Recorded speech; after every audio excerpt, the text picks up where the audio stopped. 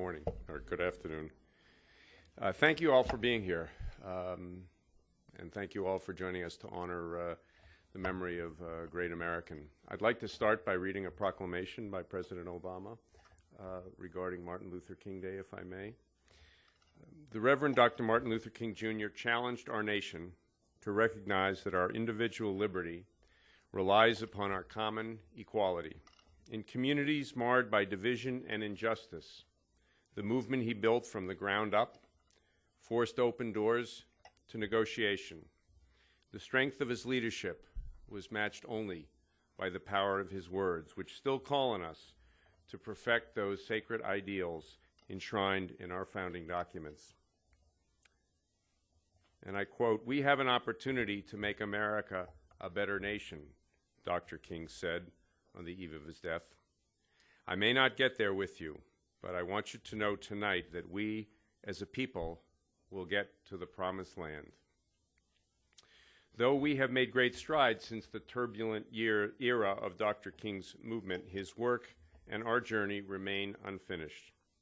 Only when our children are free to pursue their full measure of success, unhindered by the color of their skin, their gender, the faith in their heart, the people they love, or the fortune of their birth, will we have reached our destination.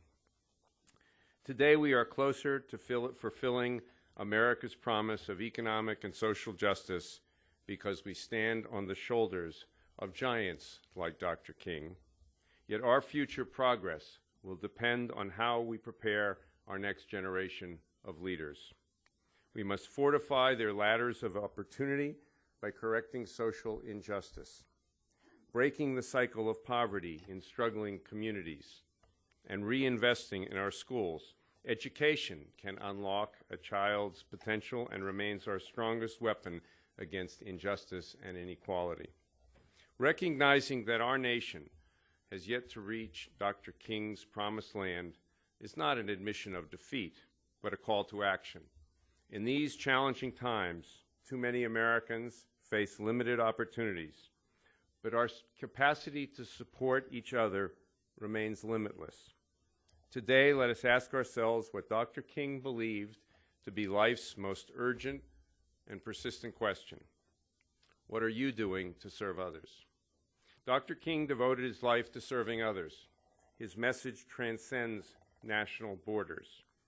Our service and generosity of spirit must also extend beyond our immediate communities.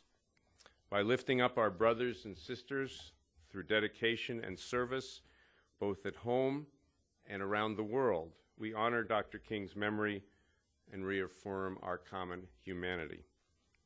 Now, therefore, I, Barack Obama, President of the United States of America, by virtue of the authority vested in me by the Constitution and the laws of the United States, do hereby proclaim the Martin Luther King Jr.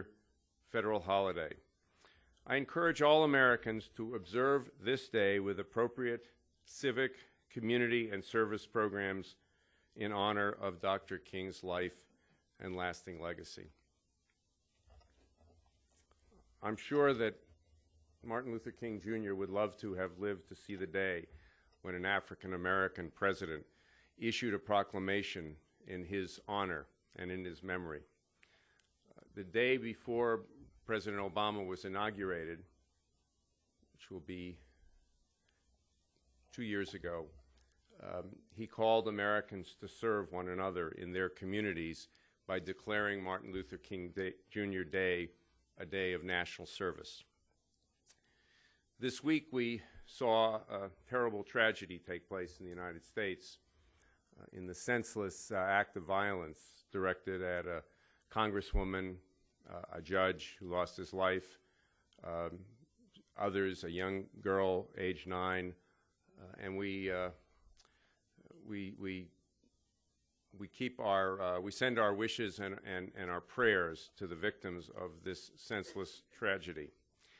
It is a reminder of why we have a democracy, why Spain 30 years ago chose a democracy, to settle our differences by means other than violence, and by preventing one group from imposing their will on another.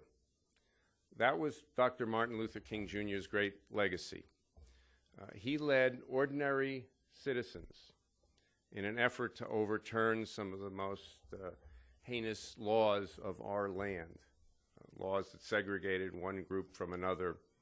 But he did it always in a nonviolent manner, using democratic processes, encouraging citizens to participate in the life of their land.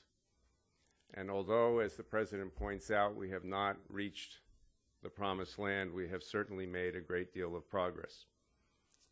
But as we have recognized before, America's democracy, like Spain's democracy, is a work in progress. It's something that we look forward in all of our actions to perfect and to bring it closer to the promised land. So it's fitting that we gather for just a few moments today to recall the memory of this great American, that we recall his words and what he tried to teach us and what he preached, and make it relevant to the world that we live in today. And I think it is relevant, and we've seen that by the recent events. So I thank you for being here.